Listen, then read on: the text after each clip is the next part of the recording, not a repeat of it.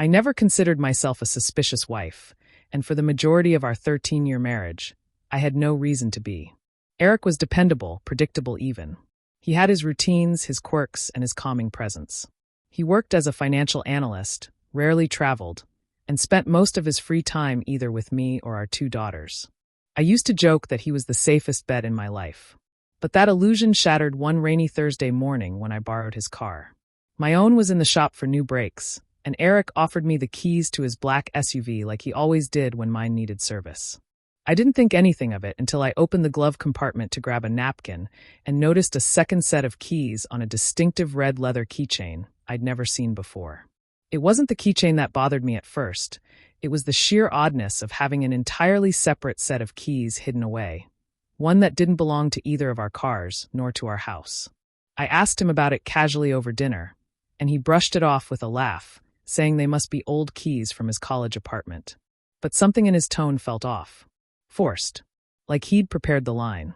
That night, after he fell asleep, I pulled the keys out of my purse where I'd hidden them earlier and examined them more closely. One was a standard house key.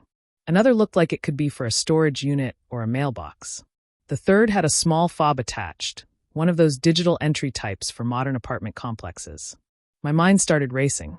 Why would Eric still have keys like these? And more importantly, what were they still unlocking? The next morning, after dropping the kids at school, I started checking nearby apartment buildings. I didn't even know what I was looking for. I felt crazy, paranoid. But when I held that fob up to the security pad of the 6th building I tried, the light turned green, and the door clicked open. I stood there frozen, the sound of the door unlocking echoing louder in my head than it had in reality. My heart was pounding so hard it felt like it would bruise my ribs. I wasn't ready to go in. I hadn't planned for this to work. I thought maybe I'd try a few buildings, feel stupid, and eventually convince myself it was nothing. But the door opened, and now I was inside a building I had never seen before, using a fob my husband had never mentioned, holding keys to a mystery I didn't even know I was investigating. The lobby was clean and modern, with a wall of silver mailboxes and a single elevator with mirrored doors. I glanced around, nervous someone might ask what I was doing. No one did. It was quiet. Too quiet. I pulled out the other keys and walked over to the mailboxes, trying to act casual, like I belonged. The second key slid into box 3E with a clean click. I didn't open it. Not yet. The fact that it worked was damning enough. I stepped into the elevator, staring at the reflection of my own anxious face, and hit the button for the 3rd floor. As the elevator rose, so did my fear. Was I really doing this? Was I about to open the door to another life my husband had kept hidden? What would I find? A second apartment? A storage unit filled with God knows what? Or worse, someone. The elevator dinged and opened into a sterile hallway. I walked slowly, counting doors. 3A, 3B, 3C, and then 3D. There was no 3E. My stomach dropped.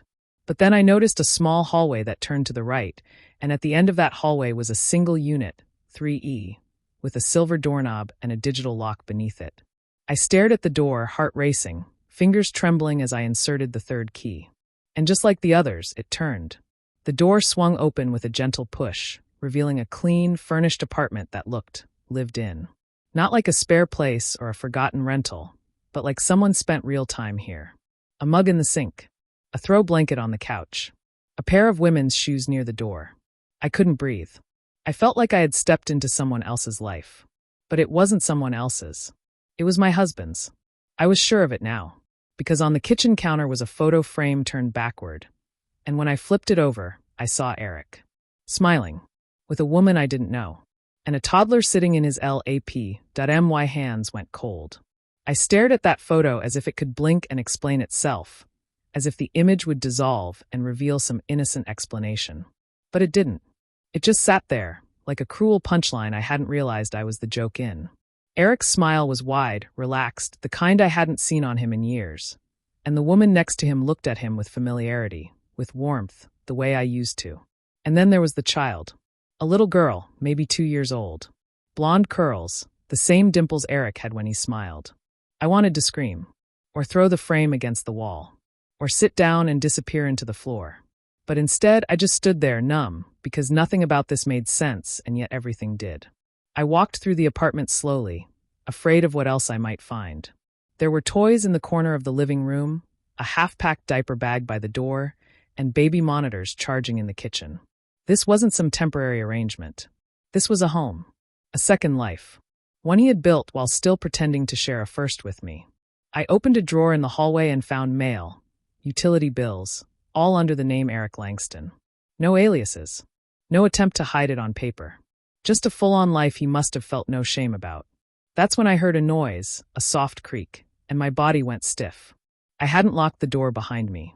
I turned toward the sound, my breath caught in my throat, expecting to see Eric or the woman or worse. But no one appeared. Maybe it was the building settling. Maybe I was just paranoid. But the panic didn't fade. I had no right to be here. I was trespassing in my own husband's betrayal. I backed toward the door, the photo frame still in my hand, then set it down exactly where it was. I left everything as it had been, because I knew I'd need proof, real proof, not something he could claim I imagined. I locked the door behind me, returned the keys to my coat pocket, and rode the elevator down in silence, the sound of my heartbeat louder than the dull hum of the cables above me. As I walked out into the street, the cold air hit me like a slap. I had come looking for answers, and I found a family. A second family. And now, I had to figure out what the hell to do with that. I didn't sleep that night. I lay in bed, staring at the ceiling, replaying every trip Eric ever took, every late meeting, every tired excuse that I had swallowed without question. I felt stupid. Not just betrayed, but utterly stupid. How had I missed it? All those times he said he was too tired to talk, too busy to help with the kids, too stressed from work. Was it stress or just guilt bleeding into his conscience? I scrolled through his past text messages, suddenly reanalyzing every word, every missed call, every time he said, "I'll call you back." Was she on the other end of that line? Was he tucking their daughter into bed while I was home reading stories to ours alone? I thought about the little girl's face again, how much she looked like him. There was no denying it. This wasn't a fling. This wasn't some random mistake. He had built a parallel life. A second version of himself with another woman, another child, and probably another set of lies that kept it all from unraveling. I knew I couldn't confront him without a plan. If I just threw the evidence in his face, he'd deny it. Gaslight me. Maybe even spin it as some kind of emotional breakdown on my part. I needed something that couldn't be explained away. Something that would speak louder than his lies. So I started documenting. I saved the address of the apartment. I took photos of the name on the mail, snapped a picture of the baby monitor brand, made notes of the toys I saw and the ages they were meant for. I checked the apartment's mailbox and took a quick photo of the name label. His name again, in clean, confident lettering. I even looked up the lease on the building's public records website. The tenant, Eric Langston. Renter since 2 years ago. 2 years. My blood ran cold. That child was about 2. He'd been with her since the moment she was born. Or before. This wasn't an affair that started after some rough patch in our marriage. It overlapped with the good times. He'd been doing this while still acting like a loving husband at home. I thought about our anniversary trip last year. How he said work needed him and canceled last minute. I spent the weekend watching old movies with the kids and drinking wine by myself. Was that the same weekend he celebrated something with her? The questions came in waves. I wrote them all down. I needed to know everything before I confronted him. Because the man I thought I married, he no longer existed. And the man sleeping peacefully in our bed across town was about to find out I wasn't as blind as he believed. The next morning, I looked at him differently. Every gesture, every smile, every word he spoke over breakfast felt like theater. He kissed me on the cheek, told me he had an early meeting downtown, and I smiled back like everything was normal. But inside, I was screaming. I had evidence now, but what I needed was leverage. I didn't just want to catch him. I wanted the truth on my terms. I wanted him to confess without knowing how much I already knew. So I started playing a role too. I became the attentive wife again. I asked about his work. I offered to pack him lunch. I even suggested a weekend getaway, knowing full well he'd come up with an excuse to decline. And when he did, I simply nodded, pretending to be disappointed, while I marked the date on my calendar. That was going to be the day I followed him again. But this time, I wouldn't just sit in my car. I'd get closer. I wanted to see them together. I needed a photo, not for confrontation, but in case I needed it later. I didn't know what I was going to do yet, if I'd divorce him, expose him, destroy his double life. But I knew I needed to be prepared. So when the weekend came and he left the house with his small overnight bag, I waited exactly 10 minutes, then grabbed my keys and followed at a safe distance. He drove across town like before, parked in the same spot near that quiet street, and entered the same apartment building. I waited nearly half an hour before getting out of my car. My heart pounded as I walked up the sidewalk, phone camera ready. Through the curtainless window on the first floor, I saw him. He was laughing, holding that same little girl in his arms while the woman I now knew wasn't just a fling but something far worse, a long-term partner, set a plate down on the table. It looked like a normal family scene. Domestic. Comfortable. And then I saw it. A framed photo on the wall, the kind you can only make when you've posed together. It was Eric, the woman, and the child, all dressed in matching flannel shirts, smiling like they had no secrets in the world. That was it. That was what I needed. I snapped the photo and backed away. I didn't cry. I didn't scream. I just felt numb. That night, I didn't sleep again. I laid everything out on our dining table, printed photos, location logs, the lease information, even a screenshot of his name on the apartment records. And then I waited for him to come home and tell me whatever version of the story he thought I was still stupid enough to believe. But this time, I wasn't going to ask questions. I was going to tell him exactly what I knew. And I was going to watch him unravel. When the front door opened just after midnight, I was already seated at the dining room table, the evidence spread out before me like a silent jury. Eric stepped in, looking tired but relaxed, his jacket slung over his shoulder, ready to feed me another lie about meetings running late. He paused when he saw me sitting there. His eyes darted to the table, then back to me. "What's all this?" he asked, his voice cautious but not yet panicked. I didn't say a word. I simply reached out and slid the printed photo toward him, the one of him holding the child, his arm wrapped around the other woman, all of them beaming in flannel shirts. For a second, I saw his world crumble in his eyes. That flicker of fear, the realization that his secret life wasn't secret anymore. He didn't sit down. He didn't speak. He just stared at the image like it might disappear if he looked hard enough. "How long?" I finally asked, my voice quieter than I expected. "How long have you been lying to me?" He didn't answer. Instead, he reached for the back of the chair, but didn't sit. "It's not what it looks like," he said, but even he didn't believe the words. I laughed. Not because it was funny, but because it was insulting. "Eric, I followed you.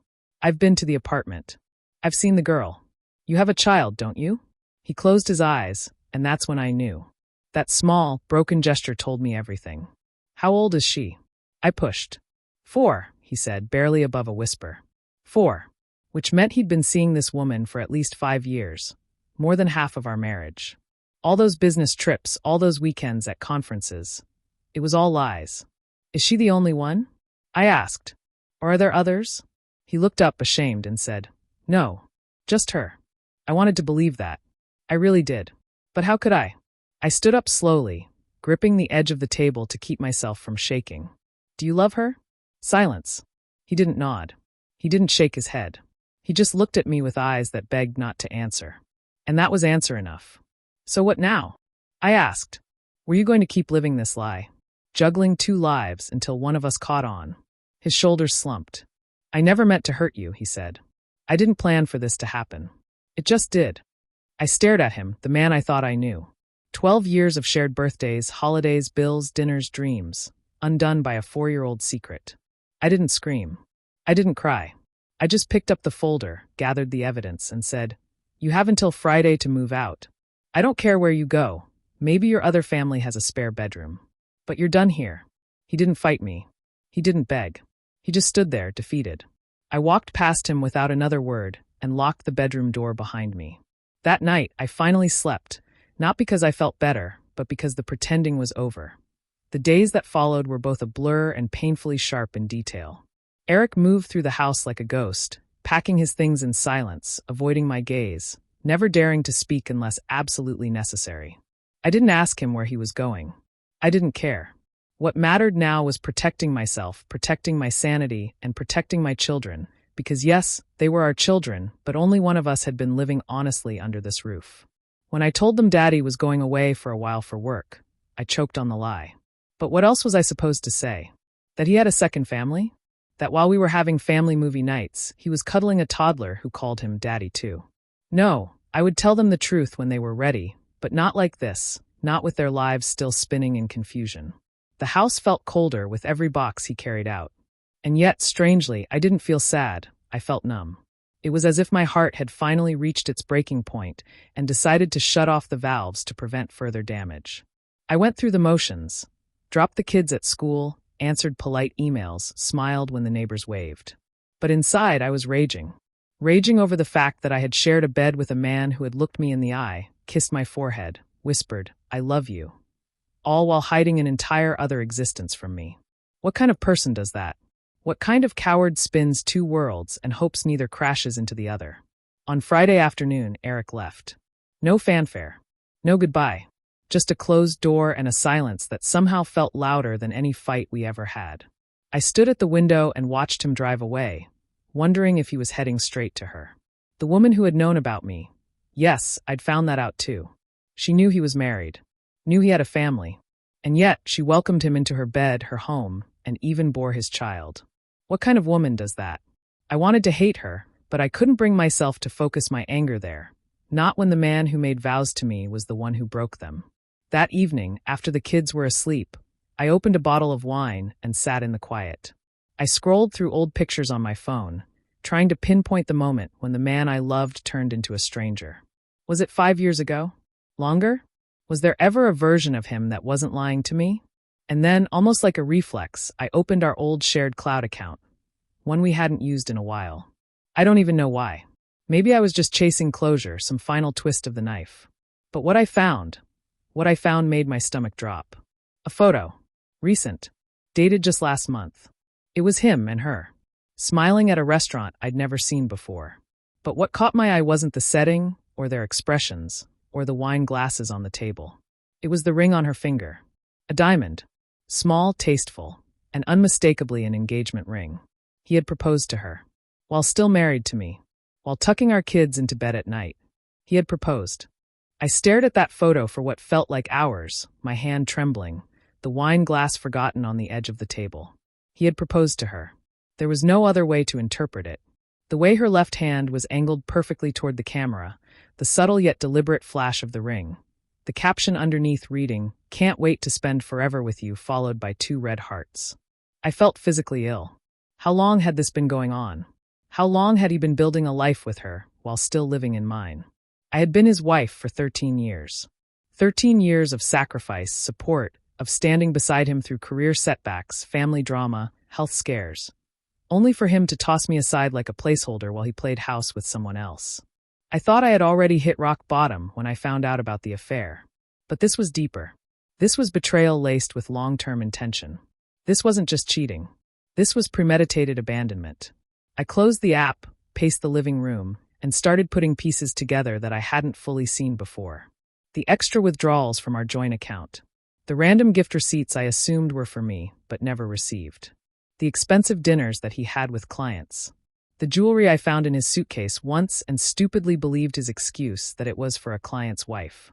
God, how blind had I been? How trusting? No, not trusting, believing. I had believed in him, in us. And that belief had made me easy to lie to. I grabbed my laptop, pulled up our finances, and began sifting through every record I could find. Flights. Hotel stays. Charges from stores I'd never visited. One particular transaction caught my eye. A booking for a resort in Aspen. Dated over the kids' winter break, when he claimed he had to work through the holidays because of end-of-year client deadlines. I remembered crying when he missed Christmas morning. I remembered covering for him with the kids. But he hadn't been working. He had been on vacation. With her.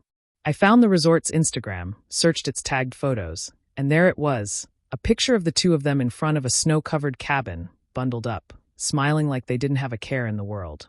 I slammed the laptop shut. My heart was pounding, my chest tight. I wasn't just furious, I was done. No more shock. No more grief. Only fire. He had built a secret life? Fine. He could keep it. But not on my terms. Not while legally married to me. I started making a list. Divorce lawyer. Financial advisor. Private investigator. If he wanted a war, I'd give him one. I would burn the lie down to its foundation and build something honest from the ashes. Something real, something mine. He could keep his fake romance and hidden child. I was done being second in my own marriage. The next morning, I didn't bother pretending. I didn't make his coffee. I didn't kiss him goodbye. I didn't even look at him as he left for the gym, which I now knew was code for either her place or some carefully chosen rendezvous point. I waited until I saw his car pull out of the driveway, then sprang into action. First, I called a divorce attorney, one with a reputation for being ruthless, especially in cases involving infidelity. I told her everything. She listened without interrupting, then calmly said, "You're doing the right thing, and we'll make sure you come out of this protected." Her confidence steadied me. I forwarded her every screenshot, bank statement, and photo I'd collected. She asked if I could get a few more key documents: tax returns, retirement account details, mortgage paperwork. I spent the next 2 hours scanning and sending every file I could find from our home office. With each document, I felt stronger. I wasn't just reacting anymore. I was building my defense, preparing my strike. Then I called a private investigator. I didn't need more proof of the affair. I needed leverage.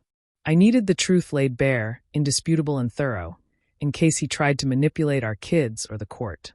The investigator asked me for names, dates, locations, and the photos I'd found. He promised to start immediately. I barely had time to breathe before I remembered something crucial: our joint accounts. I couldn't risk him draining them the moment he sensed I was onto him. So I opened a new account in my name only, transferred my portion of our savings, and started setting up direct deposit from my job. I changed the passwords to every personal account: email, credit cards, cloud storage. I even ordered a new phone and number. I wanted to be invisible until I was ready to strike.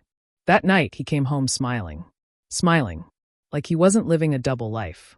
Like I wasn't about to legally and emotionally dismantle everything he thought he could control. "Hey babe," he said, dropping his gym bag. "You good?" I nodded. "Just tired." He walked past me and into the kitchen, grabbed a beer, and turned on the TV like nothing had changed. But everything had.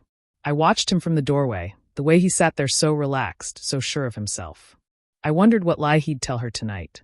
What story he'd spin to keep the illusion alive. I wondered if she knew he still slept next to me, that he still kissed our kids goodnight, that he still pretended to be a husband. Or maybe she didn't care. Maybe, like him, she was fine living in a fantasy built on betrayal. But I wasn't. I wasn't fine. And I wasn't staying. I already had a plan in place. And in less than a week, his entire world would flip upside down.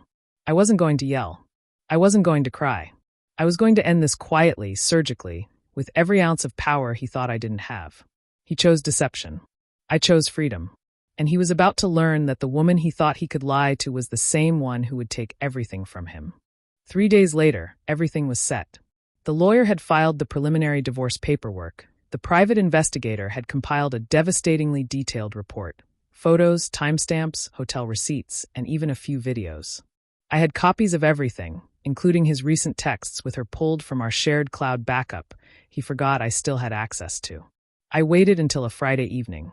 He came home like always, tossed his keys on the counter, kissed me half-heartedly, and went to grab a beer. I was calm, too calm. I asked him to sit. He gave me that confused look, like I was being dramatic over nothing. But I wasn't being dramatic.